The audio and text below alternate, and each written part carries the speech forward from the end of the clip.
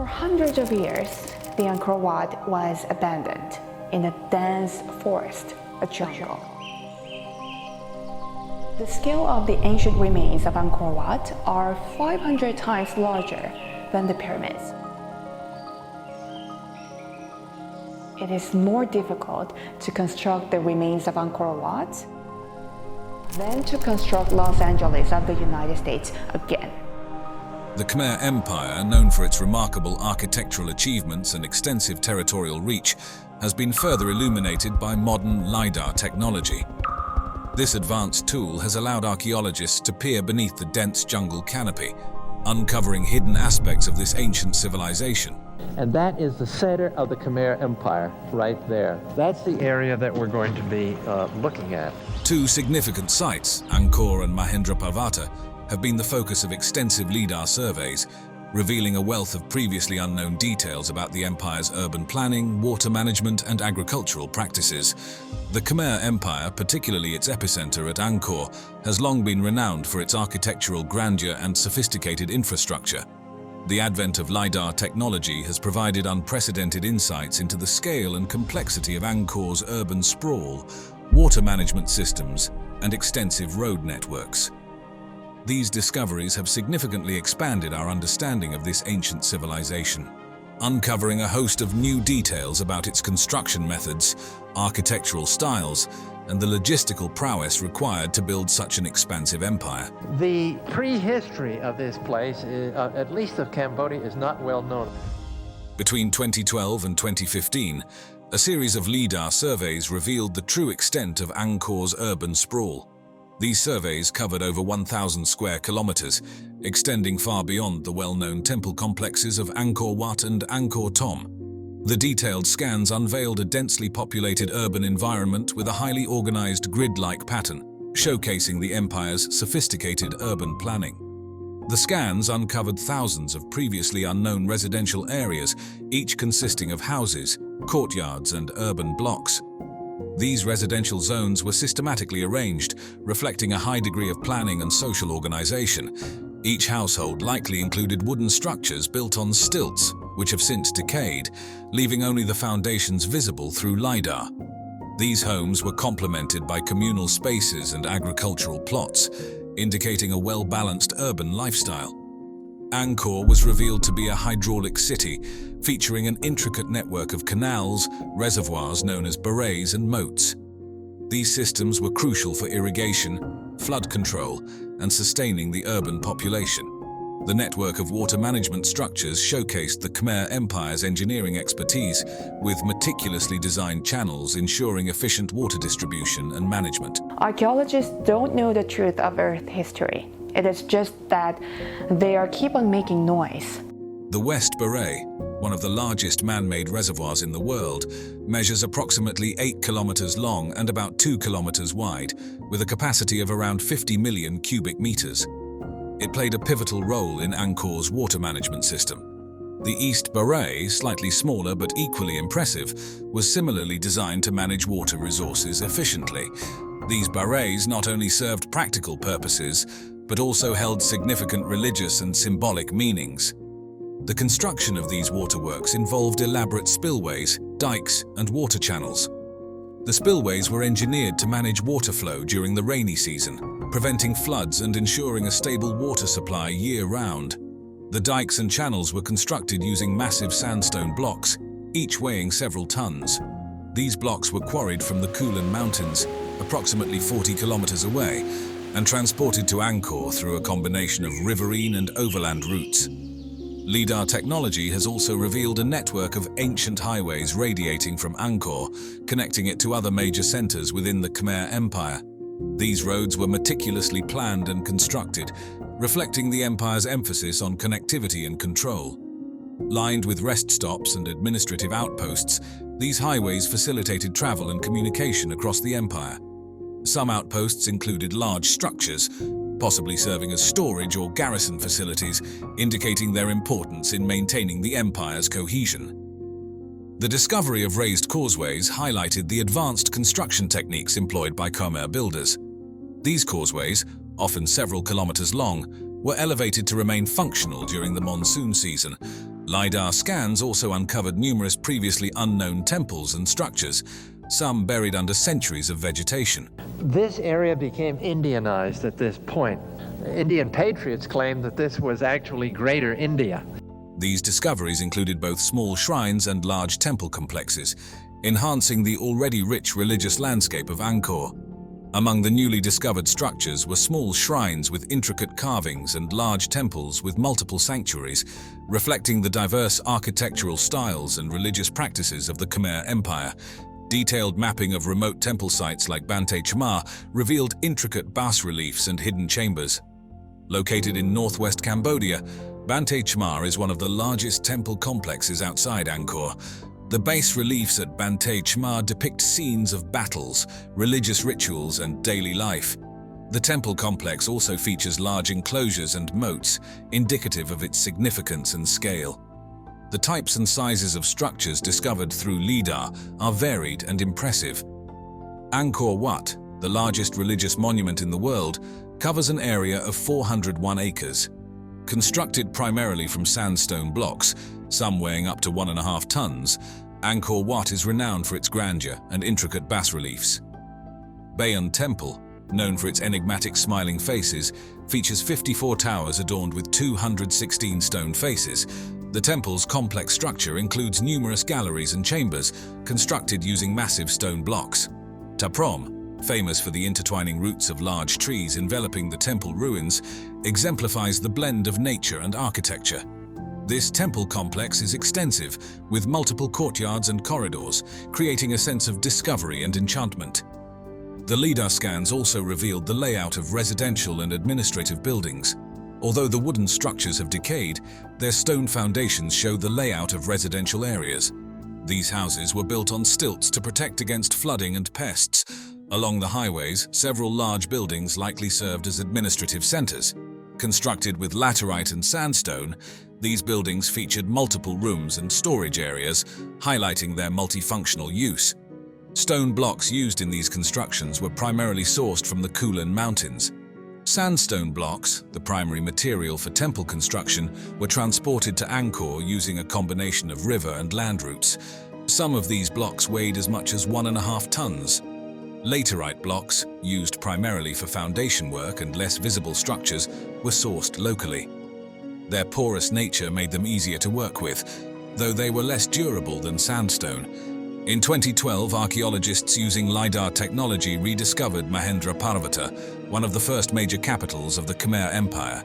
This city, situated on Phnom Kulin Mountain, predates the famous Angkor Wat and offers a glimpse into the formative years of Khmer urban development. The LiDAR scans covered the dense jungle canopy, uncovering the hidden city and providing a comprehensive map of its layout. The city featured a grid pattern with clearly defined residential areas, public buildings, temples, and roads. The scans uncovered thousands of structures, including residential homes, administrative buildings, and religious complexes, illustrating the complexity and sophistication of the city's planning. Numerous temples, many dating back to the early 9th century, were discovered beneath thick jungle foliage. These temples provided valuable insights into the religious practices and architectural styles of the early Khmer Empire. Among the notable discoveries were Prasat O Paong and Prasat Damre Krab, which featured unique carvings and architectural elements, showcasing the artistic and religious fervor of the period. The discovery of causeways and bridges demonstrated the advanced engineering capabilities of the Khmer builders. These structures allowed for efficient transportation across challenging terrains, including rivers and valleys. The causeways were often elevated and lined with laterite and sandstone blocks, ensuring their stability and longevity even during the rainy season. The LiDAR scans revealed large-scale agricultural terraces on the slopes of Phnom Kulin Mountain. These terraces were used for rice cultivation and other crops, demonstrating sophisticated agricultural techniques that supported a large population. The terraces were meticulously constructed to manage water flow and prevent soil erosion, indicating a deep understanding of agronomy and environmental management. The presence of reservoirs and channels indicated a complex water management system designed to irrigate the terraced fields and manage seasonal water flow. These systems were essential for sustaining agriculture in the mountainous terrain. The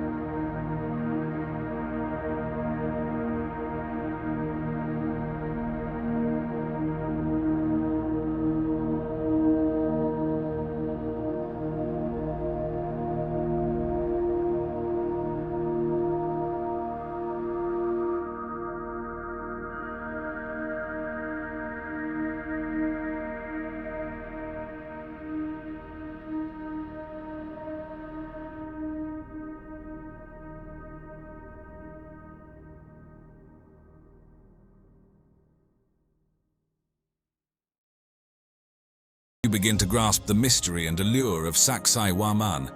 This fortress, more than just a military bastion, is a testament to the Incas' advanced understanding of engineering, astronomy, and their profound connection to the natural world, challenging us to rethink our perceptions of the ancient world.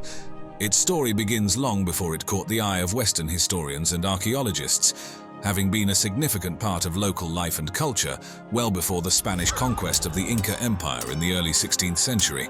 The horrendous catastrophe of the Spanish conquest. The Spanish sent ahead of them terrible diseases like smallpox. The Spanish first encountered Sacsayhuaman during their conquest of Cusco in 1533.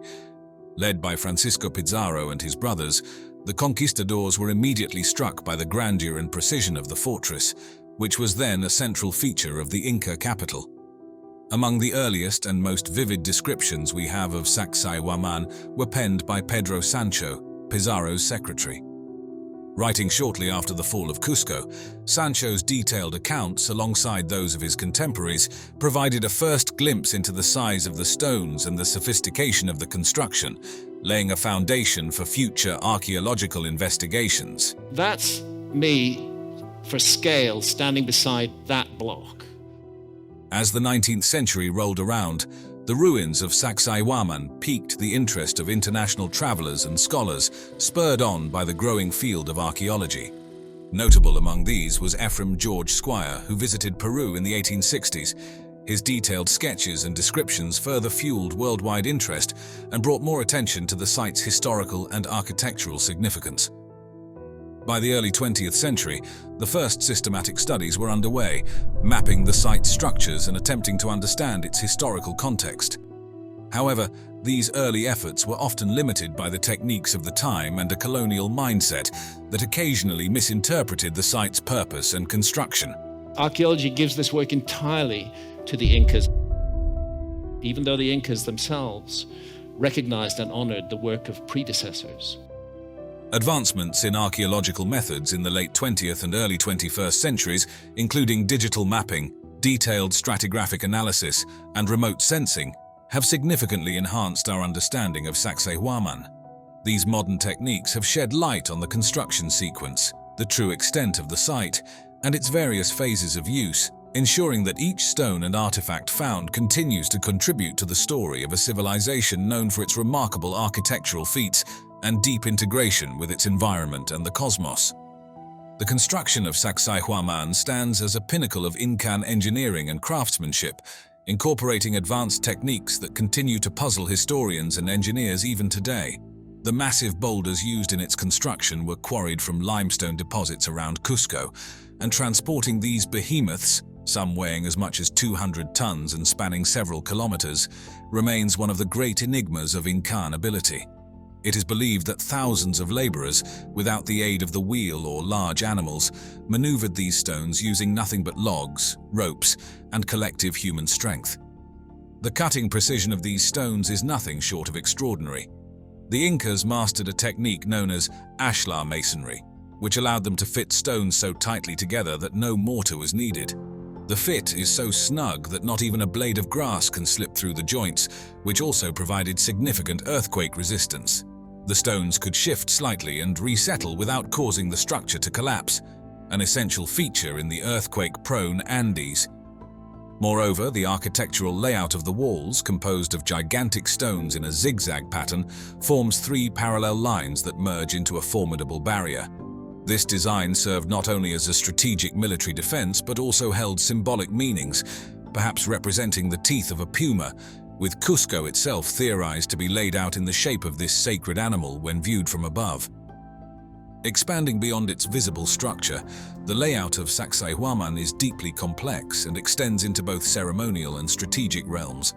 The zigzag walls, stretching over 600 meters, seem to echo the jagged peaks of the Andes themselves, blending the natural landscape into its sacred architecture. This design not only provided a stunning aesthetic connection to its surroundings, but also reflected the Incas' profound reverence for nature and the deities believed to reside within these natural elements. Researchers have also suggested that Sacsayhuaman's design incorporates an acoustic feature. Tests have shown that sounds made at certain points within the complex can be clearly heard across vast distances without any echo, indicating a sophisticated understanding of sound dynamics.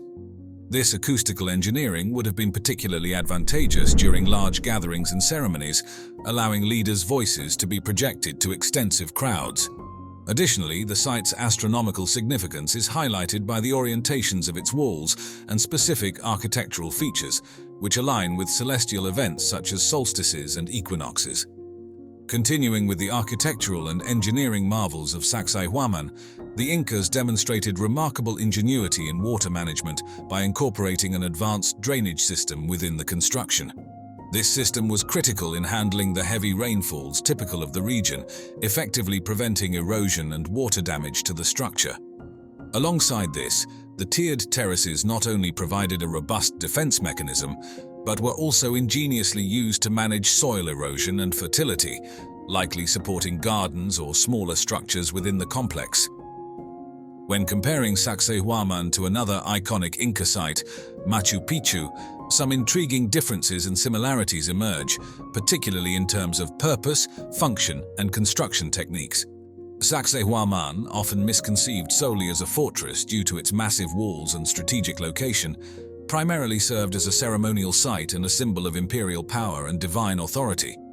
In contrast, Machu Picchu, built around the mid-15th century, functioned as a royal estate for Emperor Pachacuti and was heavily focused on religious ceremonies and astronomical observations. The construction styles of these two sites also reflect their differing roles and philosophies. Sacsayhuaman is characterized by the use of enormous stones, meticulously fitted together without the use of mortar. This construction technique, showcasing large-scale monumental architecture, was likely intended to display power and durability. On the other hand, Machu Picchu, while also renowned for its precision stonework, utilizes smaller, more regularly shaped stones that integrate seamlessly with the natural landscape, reflecting an overarching philosophy of harmony and balance with nature.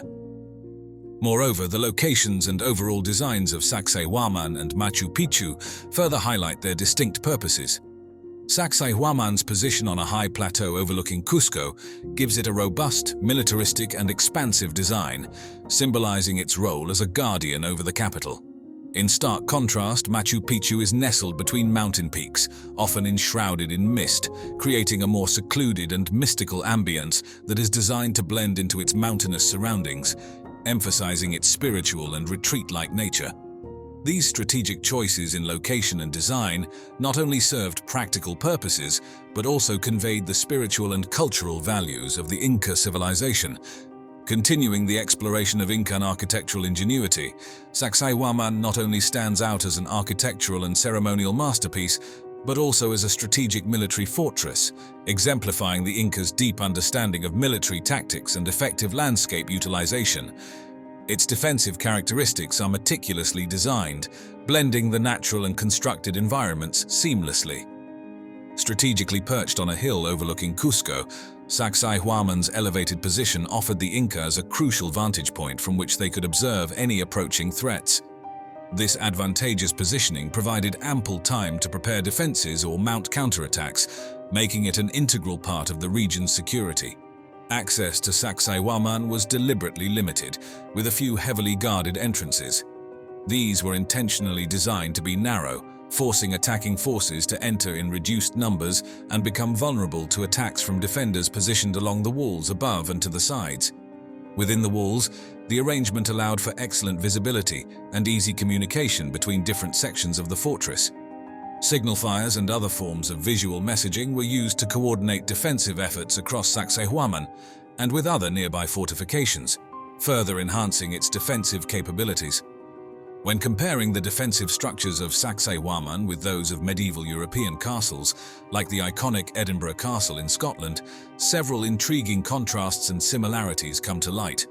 Unlike the stone and mortar construction typical of European castles, Sacsayhuaman's walls were crafted using the ashlar technique, which involves fitting stones together without mortar. This technique not only provided significant earthquake resistance, but also ensured there were no weak points like mortar that could be easily undermined or eroded. Both Sacsayhuaman and many medieval castles share the strategic positioning on elevated ground, a common defensive feature that underscores the universal tactical advantage of controlling high ground.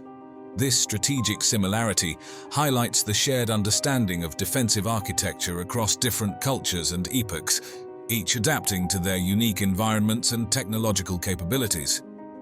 The Kaimanawa Wall, located in the dense Kaimanawa forest of New Zealand's North Island, has long been a subject of intrigue, sparking debates and inspiring numerous theories about its origin. There's two schools of thought at the moment. One that it's a natural occurrence, and one that the blocks of rock have been placed here by some early civilization.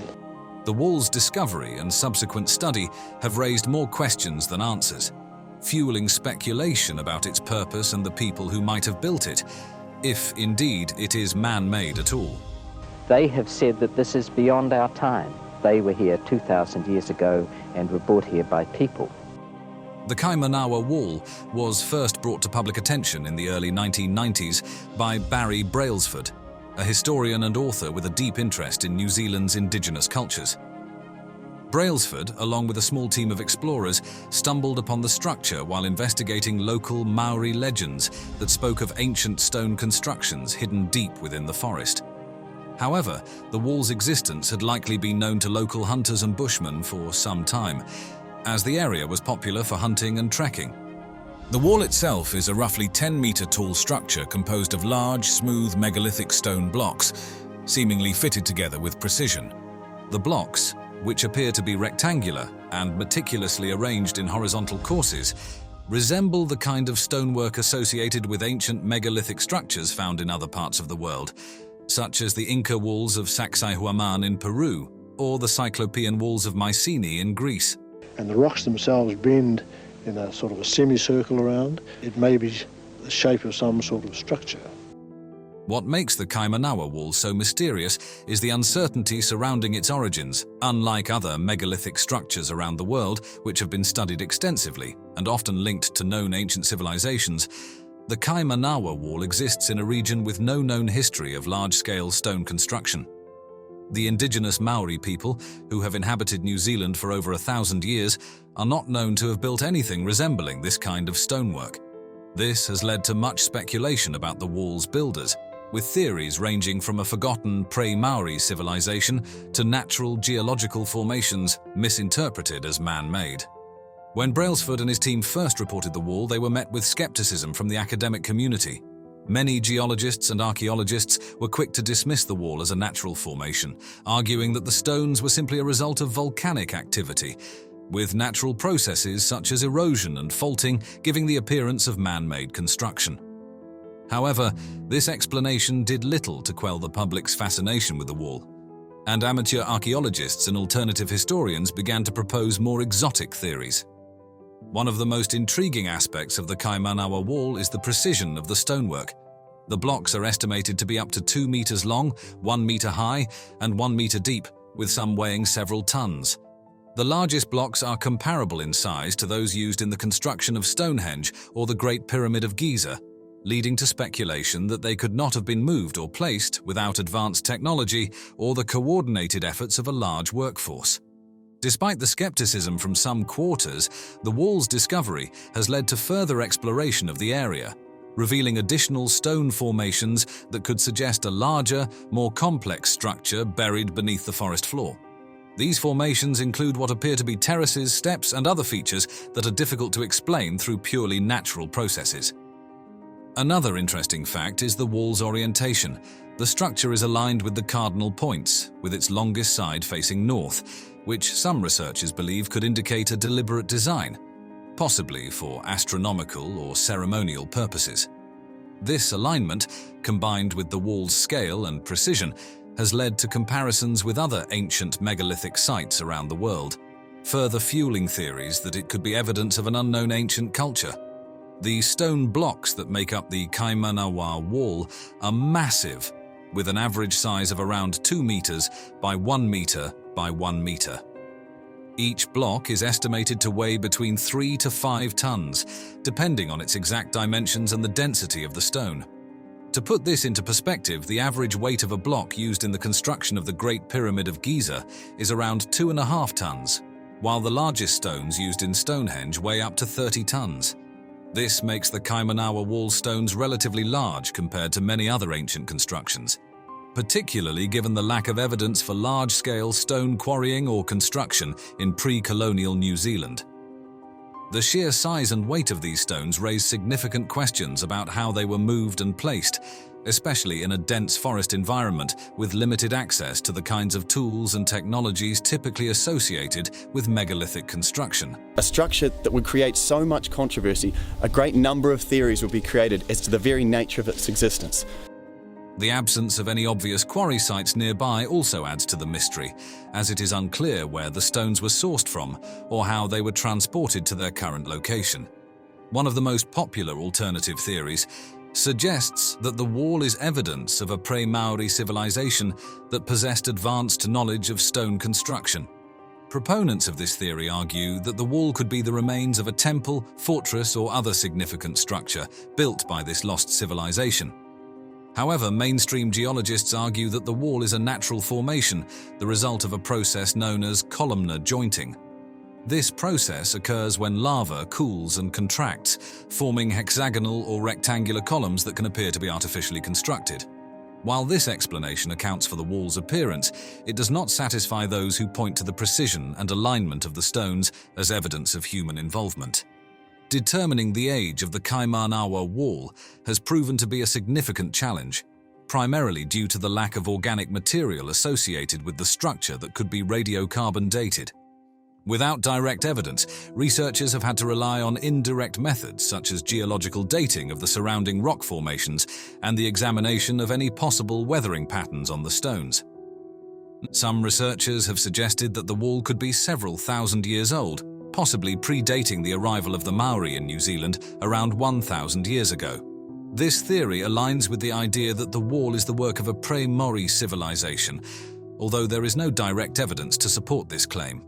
Others argue that the wall could be much younger, potentially the result of natural processes occurring within the last few thousand years. One of the most intriguing theories about the Kaimanawa wall is that it was part of an ancient ceremonial or astronomical site. The wall's alignment with the cardinal points, combined with its apparent precision, has led some researchers to suggest that it could have been used for observing celestial events, such as solstices or equinoxes. This would place it in the same category as other megalithic sites around the world that are believed to have served as ancient observatories. Another theory is that the wall was part of a defensive structure, perhaps a fortress or a boundary wall used to protect a settlement or sacred site. This theory is supported by the wall's imposing height and the apparent difficulty in accessing the site, which would have made it an ideal location for a fortified structure. Some have even suggested that the wall could be a remnant of an ancient roadway or causeway, possibly used for transporting goods or people through the dense forest. This theory is based on the wall's straight, linear design, which could indicate that it was part of a larger network of roads or pathways. One of the most mysterious aspects of the Kaimanawa wall is the lack of any similar structures in New Zealand or the wider Polynesian region. While there are numerous examples of stone construction throughout the Pacific, including the famous Moai of Easter Island and the Marae of Tahiti, none of these sites resemble the megalithic style of the Kaimanawa wall. This has led some researchers to speculate that the wall could be evidence of a migration or cultural exchange between New Zealand and other parts of the world, possibly as far afield as South America or Southeast Asia. One particularly interesting theory suggests that the wall could be linked to the ancient legends of Mu or Lemuria, hypothetical lost continents that are said to have once existed in the Pacific Ocean. Proponents of this theory argue that the wall could be a remnant of an advanced civilization that was destroyed in a cataclysmic event, leaving only a few scattered ruins behind. Another coincidence that has fueled speculation is the similarity between the Kaimanawa wall and certain structures in Japan, particularly the megalithic site of Yonaguni, which lies submerged off the coast of Japan. The Yonaguni structure, like the Kaimanawa wall, is composed of large, precisely cut stone blocks arranged in a manner that suggests human involvement. Some researchers have suggested that these similarities could indicate a shared cultural or technological origin, possibly dating back to a time when sea levels were lower and these regions were more closely connected. In addition to the Kaimanawa Wall, there have been other intriguing discoveries in the surrounding area that could shed light on the region's ancient history. For example, researchers have found numerous petroglyphs and carvings in the central North Island, some of which depict strange humanoid figures and symbols that do not appear to be of Maori origin. These carvings have led some to speculate that they could be the work of a pre-Maori culture, possibly the same one responsible for the Kaimanawa Wall. Comparisons between the Kaimanawa Wall and other megalithic structures around the world have also provided some intriguing insights. For example, the wall's construction technique bears some resemblance to the Inca stone walls found in Cusco, Peru, where large irregularly shaped stones are fitted together without the use of mortar. While the Kaimanawa wall's stones are more regular in shape, the precision with which they are fitted together is comparable, leading some researchers to suggest that similar techniques or knowledge could have been used. The Sage Wall in Montana is a fascinating discovery that has captured the attention of paleontologists and fossil enthusiasts. It's explained away as a dike or a geological formation, but it has a lot of different features to it that are not typical of dikes. Discovered in 2001 by a team of paleontologists led by Dr. Sarah Johnson from the University of Montana, this significant find was actually stumbled upon by accident. The team had been investigating a nearby site known for its dinosaur fossils. On their way back to base camp after a long day of excavation, one of the team members, Dr. Mark Stevens, noticed an unusual rock formation partially exposed on a hillside. Upon closer inspection, they realized they had uncovered an extraordinary fossil-rich formation. Located within the Judith River Formation in the state of Montana, the Sage Wall sits in a region known for its abundant deposits of late Cretaceous fossils. The exact coordinates of the Sage Wall are kept confidential to protect the site from vandalism and unauthorized fossil collecting, but it is situated near the Missouri River. This picturesque backdrop adds to the allure of this significant paleontological site. If you're in the area or you want to see something which is mind-blowing, come to this site. Absolutely. This is incredible. The Sage Wall dates back approximately 75 million years to the late Cretaceous period, an era characterized by a warm climate, high sea levels, and the dominance of dinosaurs on land. During this time, the area that is now Montana was part of the Western Interior Seaway, a vast inland sea that split North America into two landmasses, Laramidia to the west and Appalachia to the east. This seaway played a crucial role in the geological and ecological dynamics of the region. This natural rock formation is primarily composed of sandstone and mudstone, which were formed through the deposition of ancient river sediments over millions of years. These sediments were carried by ancient rivers and streams from nearby mountainous regions, accumulating in layers that were eventually compressed and cemented into solid rock through the process known as lithification. The Sage Wall itself is an impressive geological structure, standing approximately 50 feet high and extending about 200 feet in length. The individual stones within the wall vary greatly in size, with some large blocks weighing several tons. These massive stones were likely transported by powerful ancient river systems, moved by significant water flows during periods of heavy rainfall or seasonal flooding. This site is particularly noted for its high concentration of dinosaur fossils. Additionally, the site has yielded significant plant fossils, providing insights into the ancient ecosystem of the late Cretaceous period. Key discoveries include a nearly complete juvenile hadrosaur skeleton and a small theropod with evidence of feathers, offering valuable information on dinosaur diversity, behavior, and evolution. The Sage Wall, while impressive in its structure, is a result of natural geological processes rather than human construction. The orderly deposition of sediments and the presence of natural cementing minerals align with known natural geological activity over millions of years, emphasizing its natural origin. While the Sage Wall's impressive structure might suggest a man-made or even mythical origin, such as being built by giants, all evidence points to it being a natural formation. It could simply be totally natural, a freak of nature, so to speak. But part of me, when I first look at it, that gut impression is like, oh, come on, this has to be more than just natural. The layering, composition, and fossil inclusions within the wall align with known geological processes that occur over millions of years. The orderly deposition of sediments and the presence of natural cementing minerals indicate that the wall is a product of natural geological activity rather than human or mythical intervention. The Sage Wall is famous for its hadrosaur fossils, which include numerous bones and teeth. This specimen, along with others, underscores the importance of the Sage Wall as a window into the past, offering a detailed look at the ancient life that once thrived in what is now Montana. The Sage Wall has also yielded fossils of horned dinosaurs, such as ceratopsians. These fossils include skull fragments, horns, and teeth, offering insights into the anatomy and behavior of these herbivorous dinosaurs. The discovery of theropod fossils, including relatives of Tyrannosaurus rex, has added to the site's significance. These fossils include bones and teeth, which help scientists understand the predatory habits and evolutionary relationships of these carnivorous dinosaurs. One of the most exciting discoveries at the Sage Wall is the fossilized remains of a small theropod dinosaur with evidence of feathers. This find has contributed to the understanding of the evolution of feathers and their role in dinosaur physiology and behavior. Additionally, plant fossils found at the Sage Wall include well-preserved leaves, seeds, and petrified wood. During the late Cretaceous, the area where the Sage Wall is located was a lush, subtropical environment with rivers, forests, and abundant wildlife. This contrasts sharply with the semi-arid climate of modern-day Montana.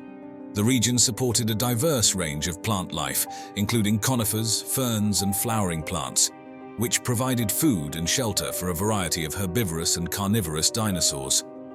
An interesting comparison can be made between the Sage Wall and the famous Dinosaur Provincial Park in Alberta, Canada. Both sites are rich in late Cretaceous fossils and provide valuable insights into the ecosystems of that time. However, while Dinosaur Provincial Park is known for its wide variety of dinosaur species, the Sage Wall is particularly noted for its exceptionally well-preserved fossils and the evidence of possible nesting sites. Another fascinating comparison is with the Hell Creek Formation, also located in Montana.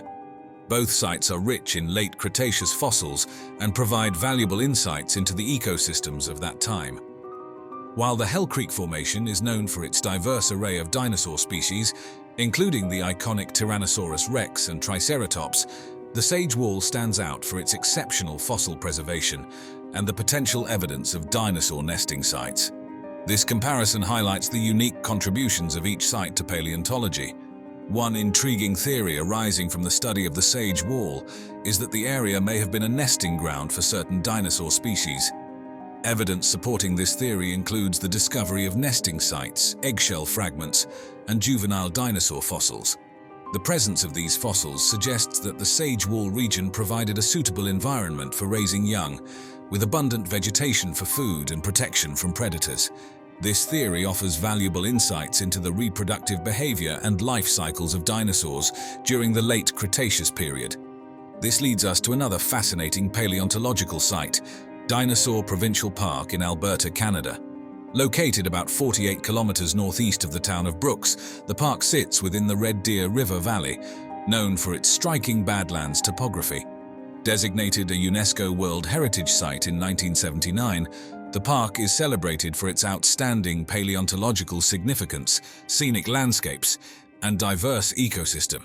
The rock formations in Dinosaur Provincial Park date back to the late Cretaceous period, approximately 75 to 77 million years ago, marking the tail end of the age of dinosaurs.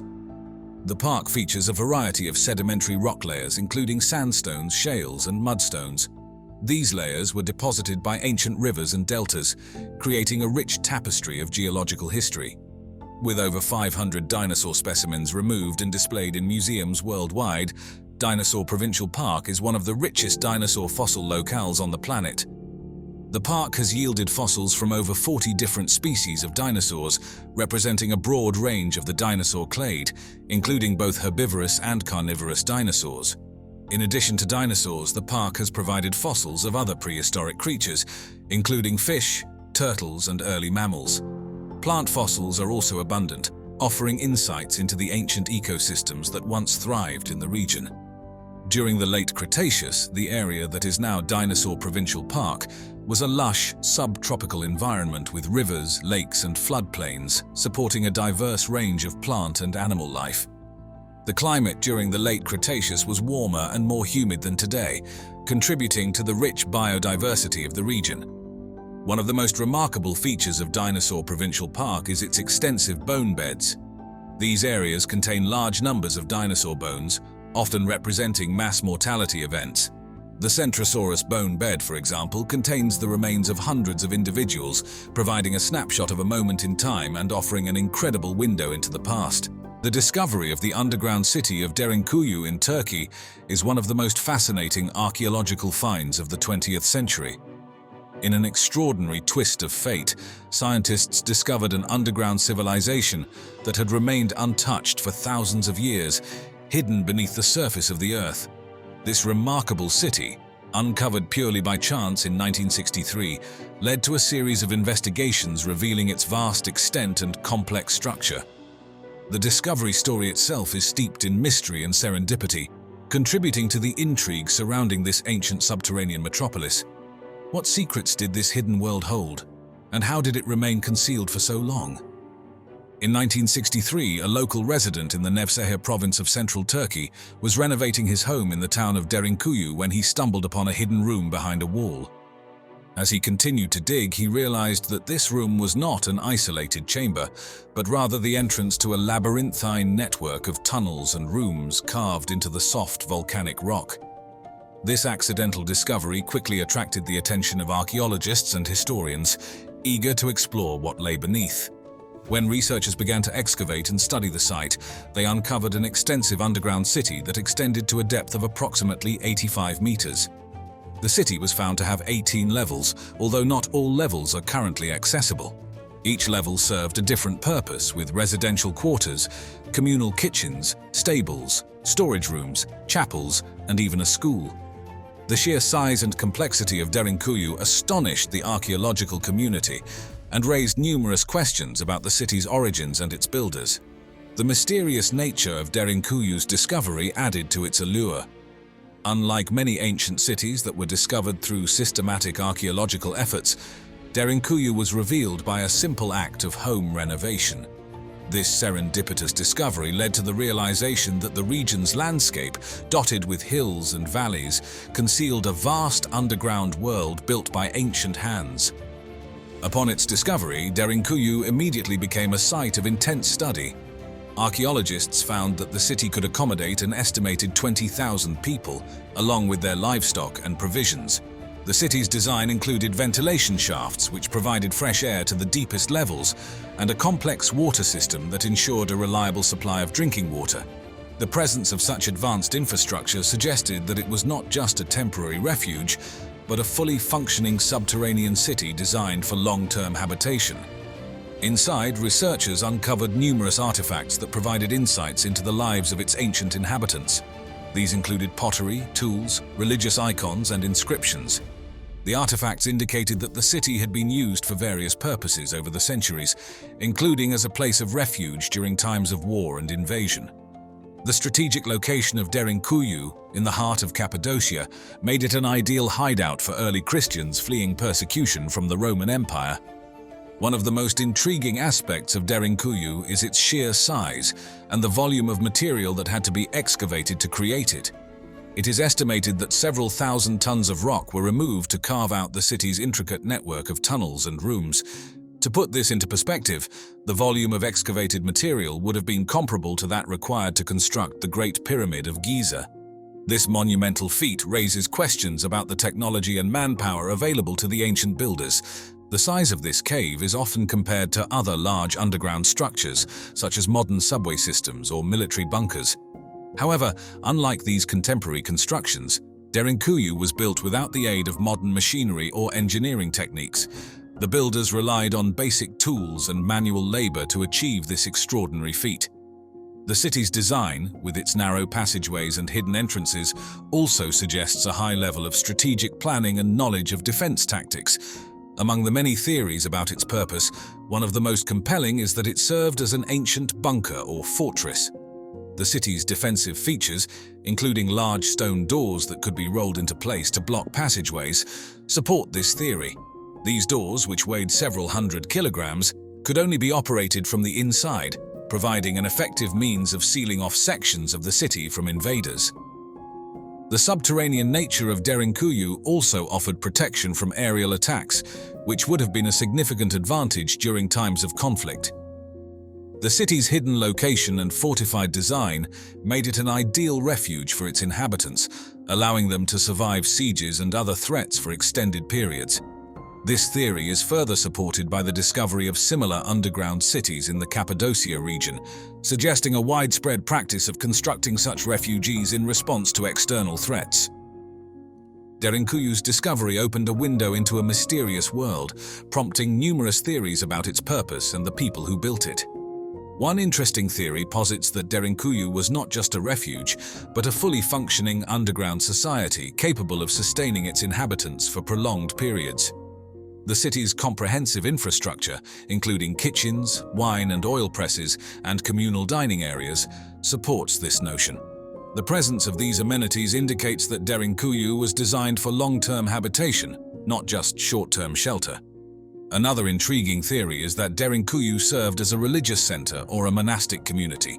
The discovery of chapels and religious artifacts within the city points to a strong spiritual dimension to life underground. The early Christians, in particular, are believed to have used Derinkuyu and other underground cities in Cappadocia as places of worship and refuge from Roman persecution. The isolation and security provided by these subterranean complexes would have allowed religious practices to continue in secrecy and safety. The strategic location of Derinkuyu in the Cappadocian landscape also raises questions about its broader significance. Cappadocia, with its unique geological formations and central location, was a crossroads of ancient civilizations. This region saw the rise and fall of numerous empires, from the Hittites to the Byzantines, each leaving its mark on the land. The existence of underground cities like Derinkuyu suggests a long history of adaptation to the region's unique environmental challenges. One of the most mysterious aspects of Derinkuyu is the lack of historical records detailing its construction. The absence of written accounts leaves much of its history shrouded in mystery. Archaeologists and historians have pieced together evidence from various sources, but many questions remain unanswered. For example, it is unclear who initially built Derinkuyu and for what specific purpose. Some theories suggest that it dates back to the Hittite period, while others propose that it was expanded and modified by later civilizations, including the Phrygians and early Christians. The coincidence of Derinkuyu's discovery with the rise of modern archaeological techniques has allowed for more detailed exploration and analysis of the site.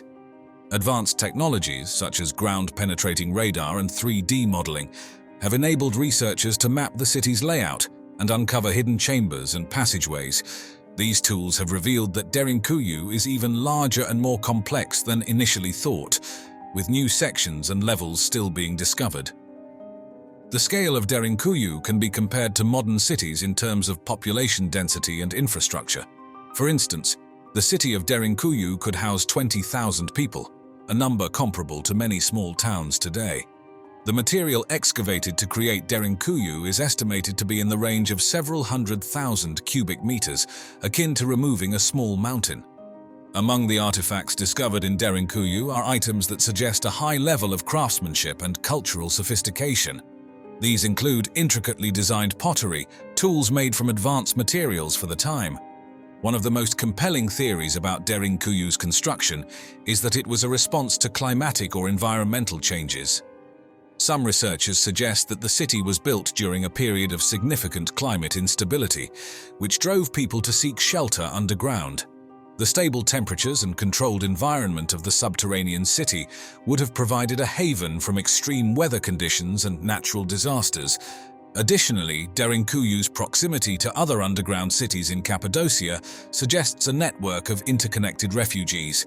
These cities, linked by underground tunnels, would have allowed for communication and trade between different communities. This interconnectedness points to a high level of social organization and cooperation among the inhabitants, further supporting the theory that these underground cities were part of a broader strategy for survival and defense. Theories about Derinkuyu's purpose continue to evolve as new discoveries are made. Recent excavations have uncovered additional levels and chambers, suggesting that the city was even larger and more complex than previously thought. Perched high above the Dead Sea, the ancient fortress of Masada stands as a magnificent structure to human ingenuity and resilience. This awe-inspiring megastructure, discovered by scientists, reveals a fascinating blend of royal luxury and desperate defiance. But the story doesn't end there.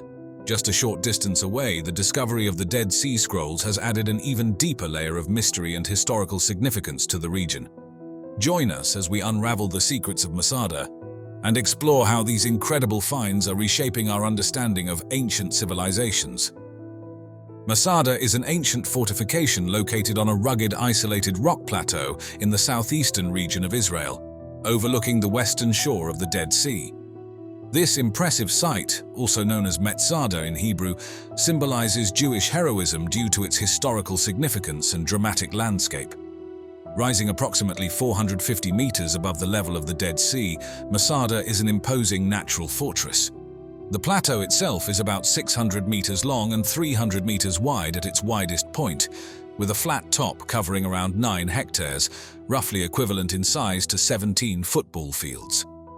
Constructed during the reign of Herod the Great between 37 and 31 BCE, Masada was chosen for its defensible position and strategic advantage. Herod, known for his monumental building projects, envisioned Masada as a refuge for himself and his followers in case of a revolt. The site gained particular historical prominence during the First Jewish-Roman battle. According to the Jewish historian Flavius Josephus, Masada became the last stronghold of Jewish rebels known as the Sicarii, who held out against a Roman siege. After a lengthy siege, the Romans constructed a massive ramp on the western side of the plateau to breach the walls. Masada has yielded a plethora of archaeological treasures that provide a vivid glimpse into the lives of its ancient inhabitants. The primary excavations conducted by Israeli archaeologist Yigael Yadin in the 1960s uncovered numerous artifacts and structures that tell the story of Herod's grand vision and the final stand of the Jewish rebels. Herod's palace complex at Masada is a testament to his architectural ambition and penchant for luxury. The complex is divided into several distinct sections. The northern palace is the most elaborate part, constructed on 3 rock terraces. The upper terrace housed living quarters and a semicircular portico that offered stunning views of the Dead Sea. The middle terrace featured an elaborate reception hall, while the lower terrace included a bathhouse with a sophisticated hypocaust heating system. The walls were adorned with frescoes depicting floral and geometric designs, and the floors were covered with intricate mosaics, showcasing the opulence of Herod's reign. The Western Palace served as the administrative hub, including living quarters, storerooms, and a large central courtyard. It also contained an audience room with a throne niche, indicating Herod's need for a formal space to conduct affairs of state. The palace's storerooms were well stocked with foodstuffs, wine, and oil, indicating meticulous preparation for a prolonged stay or siege. The palace complex featured several bathhouses, equipped with both cold and hot baths, steam rooms, and dressing rooms. These bathhouses were marvels of engineering, with sophisticated water heating and circulation systems that reflect the Roman influence on Herod's architectural style. The synagogue at Masada is one of the oldest synagogues discovered in Israel, providing a rare glimpse into Jewish religious practices during the Second Temple period. Stone benches lining the walls would have accommodated congregants during prayer and study. A small room adjacent to the main hall, believed to have been used to store religious texts, yielded fragments of biblical scrolls, including parts of Deuteronomy and Ezekiel, underscoring the spiritual life of the Masada inhabitants. The Roman ramp and surrounding siege camps are significant for understanding Roman military strategy and engineering prowess. Built on the western side of the plateau, the ramp is a massive earthwork structure, rising over 200 meters. Constructed by the 10th Roman Legion, the ramp allowed the Romans to move siege towers and battering rams to breach the fortress walls. 8 Roman camps encircled Masada, their outlines still visible today. These camps housed thousands of soldiers and included command centers, barracks, and supply depots. The largest camp, known as Camp F, served as the headquarters for the Roman commander, Lucius Flavius Silva. One fascinating theory posits that the Sicarii rebels might have engaged in psychological warfare against the Romans. Imagine the rebels using reflective surfaces, such as polished shields or metal objects, to create blinding flashes of sunlight aimed at the Roman soldiers. This clever tactic could have disrupted Roman activities and lowered their morale. While speculative, this theory adds a layer of intrigue to the story of Masada's defense. An interesting comparison can be made between Masada and Alcatraz Island in San Francisco Bay, USA. Both are isolated fortifications with dramatic histories of resistance and imprisonment. Alcatraz is famous for its use as a federal prison, known for holding notorious criminals and its almost impossible to escape location. Meanwhile, Masada is renowned for its role as a last stand against a powerful enemy. The structures on Masada were not carved directly from the mountain, but were built using stones quarried from the surrounding area. The natural features of the plateau were cleverly incorporated into the design, enhancing its defensive capabilities. Herod's engineers were particularly skilled, creating elaborate water systems, including cisterns capable of storing large quantities of water. This ensured a sustainable supply in the arid environment, a critical factor for the inhabitants' survival during sieges. Masada is not only a historical site but also a natural one, home to a variety of unique flora and fauna. The plateau and its surroundings are part of the Judean Desert, which hosts several species adapted to the harsh, arid environment. Among the interesting wildlife that can be spotted around Masada are the Nubian ibex, a type of wild goat known for its impressive climbing abilities, and the Tristram's starling, a bird recognizable by its glossy black feathers and orange wing patches. These species add an ecological dimension to the experience of visiting Masada, showcasing the biodiversity of the region alongside its rich history. One of the most significant ancient discoveries near Masada is the collection of texts known as the Dead Sea Scrolls. These ancient manuscripts were found in a series of caves around the site of Qumran, located about 20 kilometers northwest of Masada. The Dead Sea Scrolls were first discovered by Bedouin shepherds in 1947 and later excavated by archaeologists in the 1950s. Dating from the 3rd century BCE to the 1st century CE, these scrolls include some of the oldest known copies of the Hebrew Bible, along with a variety of other texts that shed light on the religious practices and beliefs of the time. The scrolls are composed of several types of writings. Around 40% of the scrolls are copies of texts from the Hebrew Bible, including parts of every book except Esther, providing critical insight into the early forms of the biblical manuscripts. There are also sectarian manuscripts, which include rules, hymns, and commentaries specific to the community believed to have inhabited Qumran, often identified as the Essenes. These documents offer a glimpse into the beliefs, practices, and daily life of this group. Additionally, there are apocryphal and pseudepigraphal texts, which are writings not included in the canonical Hebrew Bible. These include additional stories and interpretations that were part of the broader Jewish tradition at the time. The scrolls were found in 11 caves near Qumran, and the site itself has been extensively excavated. Archaeologists have uncovered ruins of a settlement that likely housed the Essenes, featuring communal dining rooms, ritual baths, and a scriptorium where some of the scrolls may have been copied. This settlement provides valuable context for the scrolls and insight into the community that produced and used them. There is a historical link between Masada and the Dead Sea Scrolls. Some of the scrolls found at Masada itself during Yigael Yadin's excavations included biblical texts similar to those discovered at Qumran. This suggests that the Jewish rebels who occupied Masada during the Roman siege might have brought these sacred texts with them, further highlighting the cultural and religious continuity in the region during that period. The discovery of the Dead Sea Scrolls is often considered one of the greatest archaeological finds of the 20th century, providing invaluable insights into the history of Judaism and the early development of Christianity. The scrolls are now housed in the Shrine of the Book at the Israel Museum in Jerusalem, where they continue to be a major focus of scholarly research and public interest. Today, we're diving into one of the world's most enigmatic archaeological mysteries, the Barda Valley megaliths. Nestled in the lush landscapes of central Sulawesi, these ancient stone structures have baffled experts for over a century. But this is thousands of years and it's still sitting there perfect. I bet if you fill it with water, the water wouldn't even leak out of it. Who built these colossal statues and stone jars? What secrets do they hold about a forgotten civilization? Join us as we uncover the mysterious origins and fascinating theories behind these remarkable relics. Located in the Lor Lindu National Park of central Sulawesi, Indonesia, the Bada Valley megaliths first came to the attention of the Western world through the efforts of Dutch colonialists in the early 20th century. During a 1908 Dutch military expedition, Dr. Nicolaas Adriani and Dr. Albertus Christian Cruyt documented these remarkable stone structures. Their meticulous reports and photographs marked a pivotal moment in the scholarly exploration of these ancient artifacts.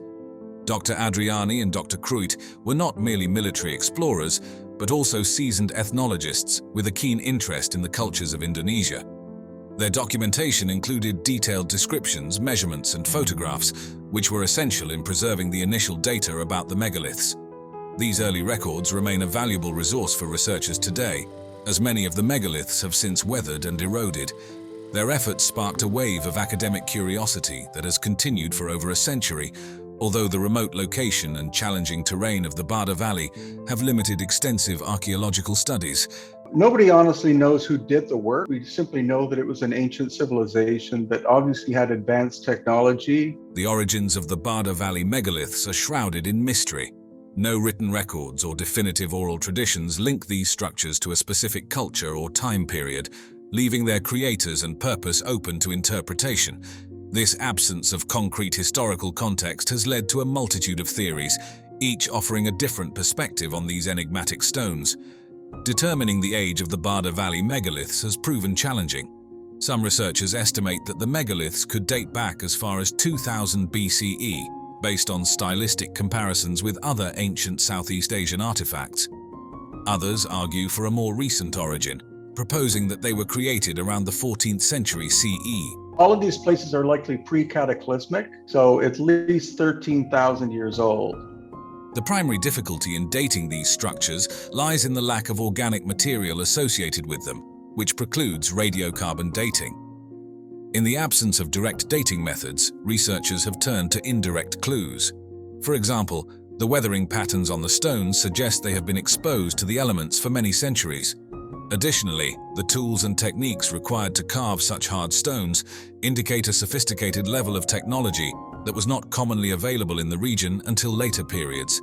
Despite these efforts, the precise timeline of the megalith's creation remains elusive. A unique and particularly fascinating aspect of the Bada Valley megaliths is the presence of a megalith known as Langke Bulawa. This particular megalith is not only one of the largest, but also features detailed carvings of human-like figures. The intricacy of these carvings suggests a high degree of skill and artistic expression. One intriguing theory about the Bada Valley megaliths proposes that they were created as part of a complex system of territorial markers and spiritual waypoints. According to this hypothesis, the megaliths were erected by a prehistoric culture to demarcate important areas such as tribal boundaries, sacred sites, or routes used for migration and trade. This theory is supported by the strategic placement of some megaliths along ancient pathways and near water sources, suggesting they may have served both practical and ceremonial purposes.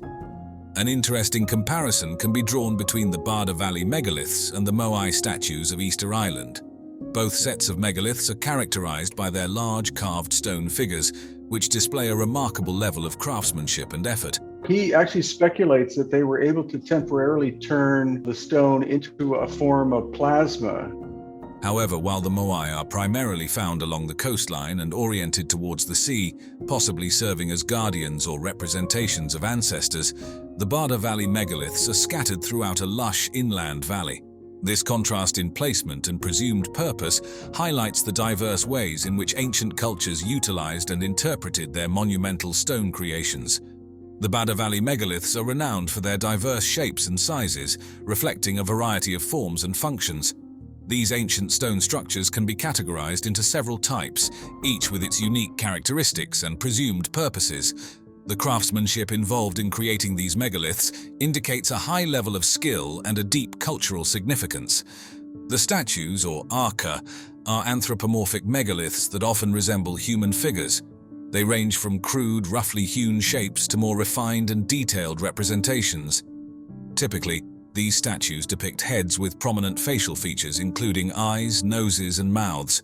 Some statues also include arms and other body parts, adding to their lifelike appearance. The most famous of these statues is Palindo, which stands approximately 4.5 meters tall and weighs several tons. Palindo is one of the largest and most well-known figures in the valley, characterized by its distinct facial features and overall grandeur. The name Palindo means the entertainer, suggesting a possible ceremonial or cultural role. Other notable statues include those with less defined features, indicating a range of artistic expression and possibly different time periods or cultural phases. The kalamba are large cylindrical stone jars, believed to have served various purposes, including as urns or water containers. These jars are meticulously carved from single stone blocks and vary significantly in size and design. Some kalamba are over 1 meter in diameter and can reach heights of 1.5 meters or more. A unique aspect of these jars is that some have lids, while others do not. The lids are often as carefully carved as the jars themselves, indicating their importance. The kalamba jars sometimes feature intricate carvings and motifs, which may include geometric patterns or symbolic representations. These jars are thought to have been used in burial practices, possibly as urns to hold the remains of the deceased or for ceremonial purposes involving water. Their size and craftsmanship suggest they were significant items, potentially used by high-status individuals or in important rituals. Stone basins and bowls of varying sizes are another significant category of the Barda Valley megaliths.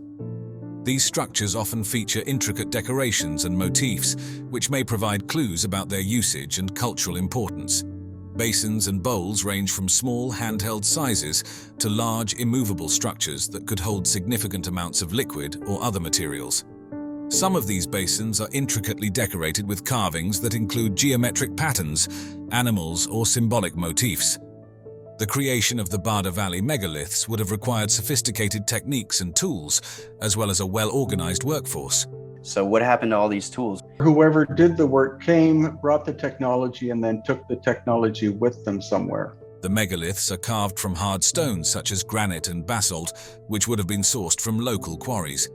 The initial quarrying process involved separating large stone blocks from bedrock, likely using a combination of chiseling, hammering, and possibly heating and cooling techniques to create fractures.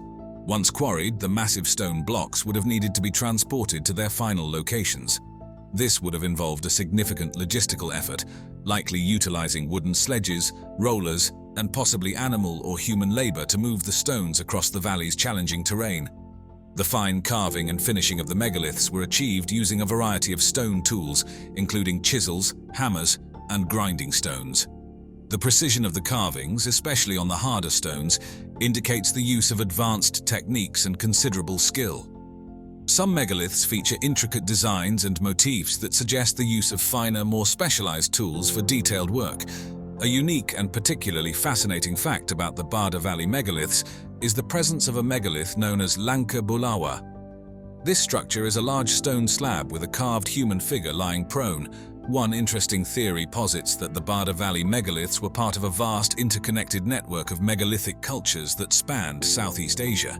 This theory suggests that there was significant cultural exchange and communication between these ancient societies, which shared similar techniques, artistic styles, and possibly religious beliefs.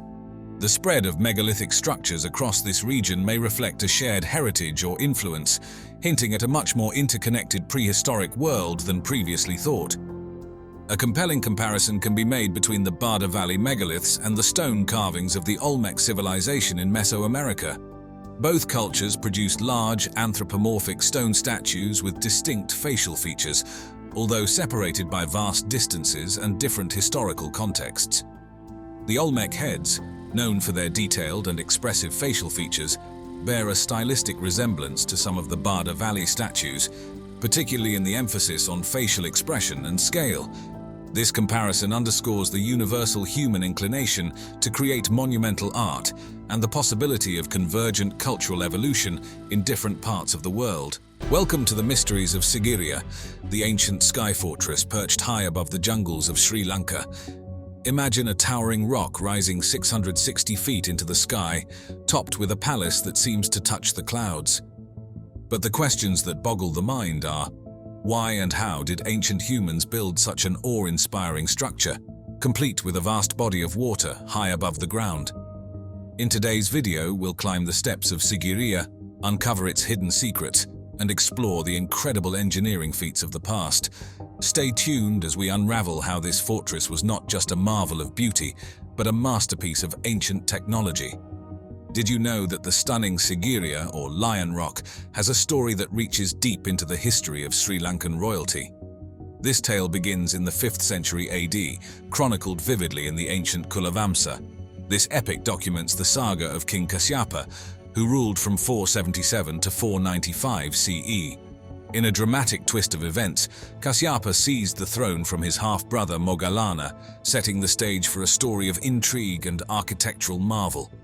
To safeguard himself against potential retaliation, Kasyapa moved the capital from Anuradhapura to the formidable Sigiriya Rock. There, atop a 200-meter-high granite monolith, he commissioned the construction of a fortress and a luxurious palace, a clear display of his wealth and a testament to his architectural vision. However, after the fall of Kasyapa's dynasty, Sigiriya slipped into the shadows, cloaked by dense forest overgrowth and fading from collective memory. It wasn't until 1831 that the site re-emerged into the spotlight. That year, Major Jonathan Forbes of the 78th Highlanders, part of the British Army, rediscovered Sigiriya during a horseback expedition through the central forests of what was then Ceylon, now known as Sri Lanka. Stumbling upon this magnificent rock fortress and its ruins, Forbes's findings reignited global interest.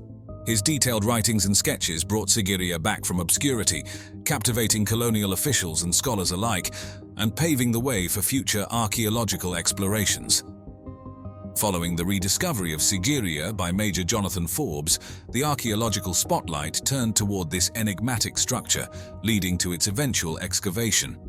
The initial efforts to study Sigiriya were rather haphazard, lacking a systematic approach typical of early antiquarian activities in the region. However, a significant shift occurred in 1895 when HCP Bell, the first Commissioner of Archaeology for Ceylon and a British archaeologist, took charge. Bell's structured investigations laid the groundwork for understanding Sigiriya's complex layout and rich historical tapestry, illuminating various facets of its construction and artistic achievements. As the 20th century progressed, the Department of Archaeology of Sri Lanka took the helm, bringing a new level of rigor to the exploration of Sigiriya. These systematic archaeological excavations really began to take shape by the mid-century, further accelerated when Sigiriya was declared a UNESCO World Heritage Site in the 1980s. This period marked intense activities that included detailed mapping of the site, careful excavation of the gardens, and meticulous restoration of the ancient frescoes. Speaking of frescoes, these vibrant paintings on Sigiriya's western face are truly a sight to behold. Depicting celestial maidens known as Apsaras, these artworks showcase the exceptional skill of ancient Sri Lankan artists. Created with natural mineral pigments, these frescoes have withstood the ravages of time, their colors still vivid after more than 1,000 years. Their creation technique, reminiscent of the fresco secco method seen in India's Ajanta caves, highlights a shared artistic tradition across the region, though Sigiriya's frescoes have a unique stylistic flair that seems to capture the maidens in ethereal motion, as if floating in the air. The site's water gardens are yet another marvel. Unearthed through diligent excavation, these gardens reveal an intricate hydraulic system featuring pools, pavilions, and dynamically engineered fountains. This level of sophistication in water management suggests comparisons with the legendary Hanging Gardens of Babylon, illustrating that such engineering marvels were not confined to the Western world. Sigiriya's gardens were not only aesthetically pleasing but also a demonstration of advanced hydraulic technology and urban planning by ancient engineers. Then there's the mirror wall, originally so well polished that it reflected King Kasyapa's image as he passed. Over centuries, this wall became a canvas for the thoughts and musings of visitors, covered in inscriptions that date back to the 6th century. These writings, ranging from poetry to personal reflections, provide a unique glimpse into the minds of ancient travelers, similar to modern-day guestbooks. This tradition of leaving one's mark is a human impulse seen across cultures and epochs, evident in places as far-reaching as the pyramids of Giza, where ancient graffiti also tells stories of those who came before us. Exploring further into the architectural wonders of Sigiriya, let's delve into why this location was chosen for such a grand fortress. The natural setting of Sigiriya itself offers some clues. Rising about 200 meters above the plains, the sheer height of this massive rock column provided unparalleled defensive benefits. This elevation was not just daunting for potential invaders to scale, but it also offered inhabitants a broad vantage point, allowing them to see for miles and spot any approaching threats long before they reached the fortress.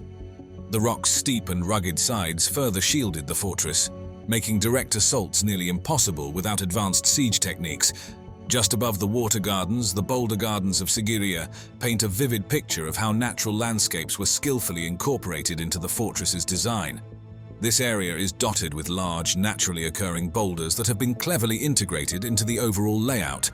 Winding pathways snake around these colossal stones, leading to hidden nooks and strategic lookout points. These boulders weren't just pleasing to the eye, they played a crucial role in the fortress's defense, acting as natural barriers and fortified posts. This strategic use of natural rock formations is somewhat akin to the serene rock gardens of Ryoanji in Kyoto, Japan. Although both gardens feature natural stones, Sigiriya's boulder gardens were primarily designed for defense and control, while Ryoanji's layout aims for contemplation and aesthetic appreciation. Climbing higher, the terraced gardens mark the final stages of the ascent to Sigiriya's summit. Here, a series of staircases and pathways are carved directly into the rock face, not only facilitating access to the top but also allowing for the cultivation of gardens and the construction of small structures along the way. These terraces seamlessly integrate the sheer cliffs into the fortress's architecture, showcasing the ingenuity of ancient Sri Lankan architects who transformed a challenging environment into a livable and defensible space. This method of using terraces can be compared to the ancient Incan city of Machu Picchu, which also features gardens cut into mountainous terrain. Both Sigiriya and Machu Picchu utilized the verticality of their landscapes to enhance agriculture, habitation, and defense, demonstrating a deep understanding of how to adapt architecture to the natural environment effectively. As we've ascended through the layered terraces and lush gardens of Sigiriya, it's impossible not to marvel at its defensive capabilities, which are as impressive as its architecture. The entire fortress was safeguarded by a massive moat and towering walls. The approach to the rock itself was ingeniously designed to be narrow, funneling potential attackers into a tight space where they could be more easily repelled. Throughout the fortress, large boulders were strategically placed, ready to be rolled down on invaders, and certain staircases were cleverly designed to be easily removable or destroyed, preventing enemy progression. At the pinnacle of Sigiriya, extensive residential quarters once stood, serving as the royal abode for King Kasyapa and his retinue. These buildings were robustly constructed from bricks and stones, with some walls still resiliently standing. The stone blocks used in construction, though their exact weight is unknown, are estimated to weigh several tons each, hinting at the remarkable effort that went into their assembly. To create a flat area on the summit, large amounts of rock and soil were excavated, likely requiring immense manpower and possibly even elephant power, underscoring the vast resources at King Kasyapa's command. Drawing an interesting parallel, the construction feats of Sigiriya can be likened to those of the Incas' Machu Picchu in Peru. Both iconic structures were built in demanding locations, yet they demonstrate an extraordinary ability to blend architectural elements with the natural landscape. Machu Picchu, nestled between mountain peaks and featuring agricultural terraces and planned residential areas, echoes Sigiriya's integration of form and function within its environment. The scale of material moved and the meticulousness of Sigiriya's construction spotlight its stature as a marvel of ancient urban planning and engineering. More than just a military stronghold, Sigiriya symbolized royal authority and divine kingship, with its strategic defenses, luxurious residential quarters, and enchanting pleasure gardens all set against the backdrop of ingenious human innovation. This combination not only fortified the fortress physically, but also enshrined it as an indelible symbol of cultural and historical significance in ancient Sri Lanka. Nan Madol, often dubbed the Venice of the Pacific, is a captivating archaeological site located off the southeast coast of Pohnpei in the Federated States of Micronesia. This complex of artificial islands linked by a network of canals stands as a testament to the engineering marvel of ancient Pacific Island civilization. The historical context and discovery of Nan Madol stretch through several phases, from early European documentation to extensive scientific studies, unraveling the mysteries of this mysterious site. The first known European to document Nan Madol was Fyodor Litka, a Russian navigator and explorer. During his 1828 voyage in the Pacific, part of a broader Russian initiative to explore and understand the region, Litka encountered the massive stone ruins on a series of artificial islets. He described them as an engineering feat unparalleled in the Pacific Islands. Nan Madol's location off Pohnpei made it a significant discovery, highlighting a site that reflected extensive knowledge and influence across the Pacific Ocean during that era. The real focus on Nan Madol's archaeological significance began with the German colonial administration's takeover of the Caroline Islands. This period marked the start of more focused archaeological attention directed toward the site. Throughout the 20th century, numerous archaeologists from various countries, including the United States, Japan, and local Micronesian scholars, conducted in-depth investigations. These efforts aimed to decode the secrets of the site's construction, its purpose, and the society that built it. Researchers delved into the architecture, artifacts, and human remains found across the approximately 92 artificial islets, seeking insights into the social structure, religious practices, and daily life of its past inhabitants.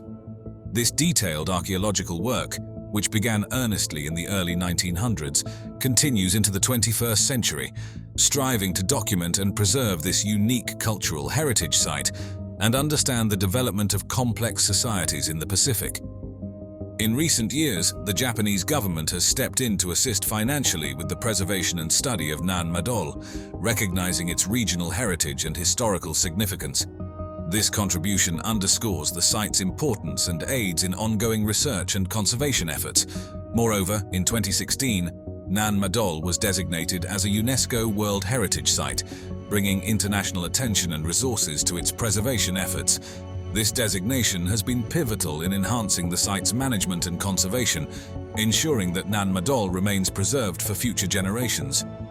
The involvement of local scholars and the Pohnpeian community has been crucial in bridging the gap between past and present. Their knowledge of oral histories and traditional practices has enriched the archaeological data, providing a deeper understanding of Nan Madol's historical and cultural context. This local engagement not only supports scientific inquiry, but also ensures that the heritage of Nan Madol continues to be a living part of the community's identity and history. One of the most thought-provoking and mysterious aspects of Nan Madol is the legend surrounding its construction, particularly the origin story of the Saudeleur dynasty. According to local Pohnpeian folklore, the founders of Nan Madol were two brothers, Olosopa and Olosipa, who came from somewhere in the west or northwest, guided by a flying dragon. These brothers were not just ordinary men, but were skilled in sorcery and possessed the mystical ability to command spirits and elements. The brothers initially sought to build an altar on Pohnpei to worship Nanison, the god of agriculture, by using a massive floating stone brought from another island. After several failed attempts and the death of the elder brother Olosopa, the younger brother Olosipa succeeded in creating Nan Madol by magically flying in the huge basalt stones and commanding them to stack themselves. This narrative infuses the site with a deep mystical significance, suggesting that the city was more than a political and ceremonial center, but also a place imbued with supernatural power. This legend raises provocative questions about the intersection of mythology and technology in ancient societies. How did such stories influence the construction and organization of Nan Madol? Were these legends an attempt to rationalize the extraordinary engineering feats achieved with the resources and knowledge available at the time? Or do they point to something deeper?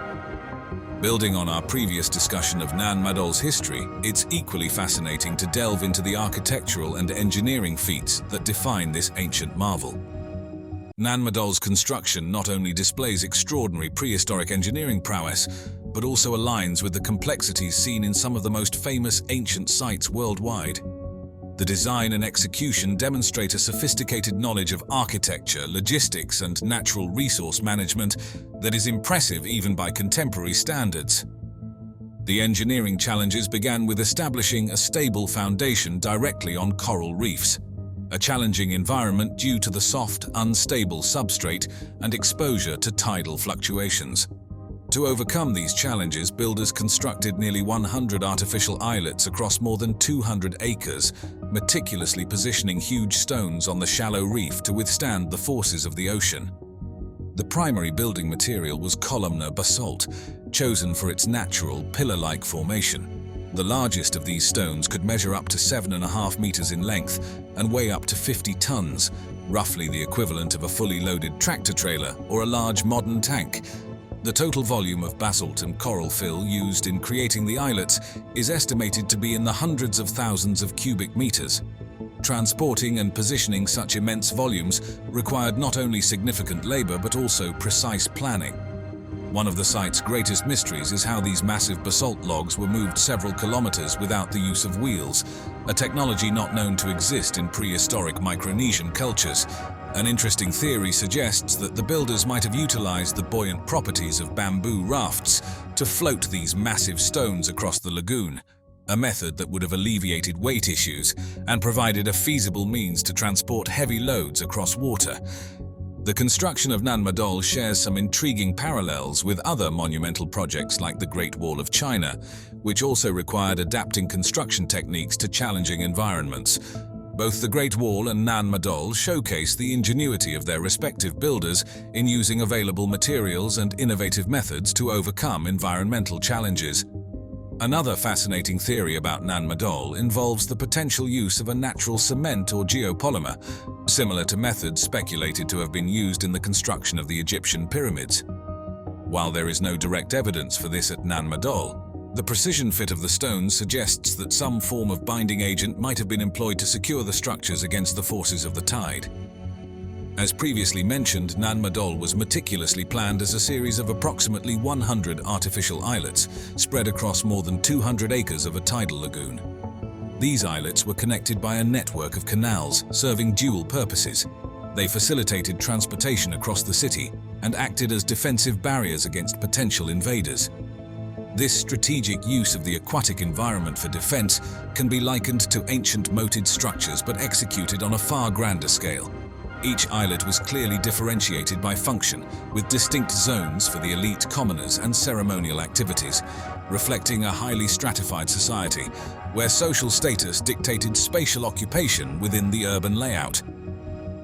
The elite's residences were strategically placed to offer both privacy and protection, often located on the more central islets which were better defended and closer to the ceremonial centers. These areas featured larger structures and more elaborate basalt log constructions. The ceremonial islets, particularly those like Nandoas, were the focal points of the city. Nandoas itself is an engineering marvel, featuring walls over 8 meters high and 5 meters thick, constructed entirely from huge basalt logs. These logs were fitted together without mortar, relying on their massive weight and the puzzle-like fit of their hexagonal shapes to create stability. Nandoas housed the tombs of the Sordala rulers, making it a key place of power and significance. The design of Nandoas suggests that it served not only as a tomb area, but possibly also as a site for major ceremonial gatherings and the enactment of important rituals, which reinforced the rulers' divine status and their control over society. Comparing Nan Madol with other ancient constructions offers interesting insights. While the Egyptian pyramids were monumental sites built on solid land using a massive workforce and resources from a large centralized state, Nan Madol's construction required ingenious adaptations to a fluid and challenging marine environment. Yet, both sites demonstrate the capacity of ancient societies to mobilize and manage large-scale resources over generations. The strategic use of water in Nan Madol's design is also reminiscent of medieval European castles with moats, which used water as a natural defensive barrier to protect against sieges, albeit in very different contexts. The use of naturally hexagonal columnar basalt at Nan Madol not only facilitated the physical construction process, but also enhanced the structural integrity of the buildings. This choice of material and the method of construction likely contributed to the site's longevity, as these stones interlock naturally, creating a more resilient structure against natural elements, especially in a saltwater environment. Welcome to the mysterious world of Gunung Padang, Southeast Asia's largest and most mysterious megalithic site, nestled deep in the mountains of West Java, Indonesia. Today, we're diving into the secrets of this ancient structure that dates back thousands of years. From hidden chambers beneath its massive stone terraces to controversial age, estimates that challenge our understanding of human history, what untold stories does Gunung Padang hold? Stay tuned as we uncover the layers of mystery surrounding this incredible archaeological puzzle. Gunung Padang is shrouded in mystery due to its extensive stone structures and enigmatic origins. The site, situated on a mountain about 30 kilometers southwest of Cianjur and 90 kilometers from Jakarta, first caught the attention of the international community during the Dutch colonial era in Indonesia. Reports dating back to the 1910s describe Dutch historians and archaeologists being intrigued by its large stones arranged in complex patterns. Despite these early recognitions, it wasn't until much later, with the maturity of Indonesia's own archaeological institutions, that Gunung Padang received more thorough exploration. In the mid-20th century, the site was sporadically studied by local researchers, and during the 1970s and the 1980s, Indonesian archaeologists conducted preliminary surveys, noting the extensive terraced structures. However, these were still relatively surface-level explorations. A significant turn in the investigation of Gunung Padang occurred in 2010 when Dr. Danny Hilman Natawijaya, a geologist associated with the Indonesian Institute of Sciences, took an active interest in the site due to its unique geological formations. Dr. Natawijaya's engagement marked the beginning of an in-depth exploration using modern technologies such as ground-penetrating radar, seismic tomography, and advanced radiocarbon dating techniques, which allowed researchers to peer beneath the surface and uncover layers and features previously unseen. From 2011 to 2012, early radiocarbon tests on these layers suggested that the upper visible layers of the site were constructed between 500 and 1500 years ago, aligning with the age of other known megalithic sites in Southeast Asia. However, the narrative took a dramatic turn in 2013 when deeper investigations indicated the presence of layers that could date back to at least 9000 BC and possibly as far back as 20,000 BC. These findings, which suggested a much older timeline for human civilization in Southeast Asia, were further complemented in 2014 by discoveries of potential man-made structures and chambers beneath the mountain's surface, adding layers of mystery and complexity to the site's construction. The implications of these findings are profound, stirring significant debate among the archaeological community. If the estimations hold true, they would indicate that advanced societies capable of complex construction projects existed in Southeast Asia far earlier than previously believed. The exploration of Gunung Padang not only challenges our understanding of prehistoric human activity, but also stirs national pride in Indonesia, leading to increased support from the government for archaeological research to delve deeper into the country's ancient history. This ongoing research continues to unveil new facets of the site, promising to enrich our understanding of early human societies. Gunung Padang is a fascinating archaeological site that showcases the ancient engineering and architectural prowess of its builders. Perched atop a hill and sprawling over an area of roughly 900 square meters, this site is one of Southeast Asia's most significant megalithic complexes. The builders employed a variety of rectangular andesite stones, a volcanic rock noted for its hardness, which they arranged into massive terraces that narrate the tale of different epochs and construction techniques. The stones at Gunung Padang vary widely in size, with some weighing several tons and the largest reaching up to 7 meters in length and weighing over 40 tons. The method used to arrange these heavy stones into terraces would have required not only a sophisticated knowledge of engineering, but also the use of tools like levers, wooden rollers, and perhaps the power of humans or animals. Surrounding these terraces are walls built from columnar joints of volcanic rocks. These walls serve both functional and aesthetic purposes, indicating that the ancient builders not only sought durability against weathering, but also had an eye for design. Radiocarbon dating of the organic materials found within the soil layers tells us that the upper visible layers of the site were constructed between 500 and 1500 BC. However, it is the deeper, less visible layers that truly captivate archaeologists, as advanced imaging techniques suggest there could be constructions buried that date back farther. If these findings prove accurate, Gunung Padang would not only be the oldest known megalithic site in Southeast Asia, but would also rival the age of Göbekli Tepe in Turkey, which is currently considered one of the world's oldest temple complexes. One intriguing theory about Gunung Padang is that it might have served as more than just a communal or ceremonial center. It could have had astronomical purposes. Some researchers believe that the arrangement of the stones and the orientation of the terraces could align with celestial bodies and significant events like solstices and equinoxes, a practice observed in other ancient megalithic sites around the world. This suggests that the site's creators had a sophisticated understanding of astronomy, which they incorporated into their religious and social practices. When compared to Stonehenge in England, which was built between 3000 BC and 2000 BC, Gunung Padang's potential origins around 20,000 BC place it much earlier in the timeline of megalithic construction.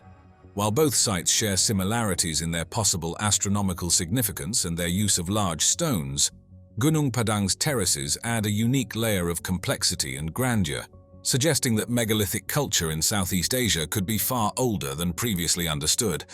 Continuing our exploration of Gunung Padang, let's delve deeper into the remarkable aspects that highlight its ancient architectural ingenuity and potential cosmological significance. The site's construction techniques are particularly impressive due to the massive columnar basalt rocks that comprise its structure. Not native to the immediate area, these rocks were transported several kilometers, showcasing the ancient builders' advanced knowledge in engineering and logistics. The likely method of moving these heavy stones involved rolling them over logs, a challenging feat given the terrain and the weight of the stones, which could reach several tons. Furthermore, the layout of Gunung Padang may reflect more than just architectural intent. It seems to mirror an astronomical blueprint similar to that of Stonehenge or the pyramids of Giza, which align with solstices and other celestial events. This alignment suggests that Gunung Padang might have served as an ancient observatory, with certain stones positioned to mark solar and lunar events, thereby serving a practical purpose in agricultural and ceremonial life. Recent investigations have brought to light another fascinating feature: large underground chambers revealed through geophysical surveys. These chambers could potentially be ancient burial sites or storage for cultural artifacts, representing older construction phases concealed beneath more recent layers. This discovery hints at a much larger and more complex site than what is visible on the surface. The debates surrounding the age of Gunung Padang are as lively as they are pivotal. Some researchers suggest that the site could be up to 22,000 years old, based on indirect dating methods such as analyzing sediment layers and geological formations. These controversial estimates, if proven correct, would challenge the established timelines of human civilization and technology development, making Gunung Padang a key site for understanding prehistoric human societies. Additionally, there are speculative theories about the carvings and inscriptions found at Gunung Padang, possibly indicating cultural links with other distant ancient civilizations. These theories, while not yet proven, suggest that the site could have connections as far-reaching as Africa or the Indian subcontinent, hinting at a more interconnected prehistoric world.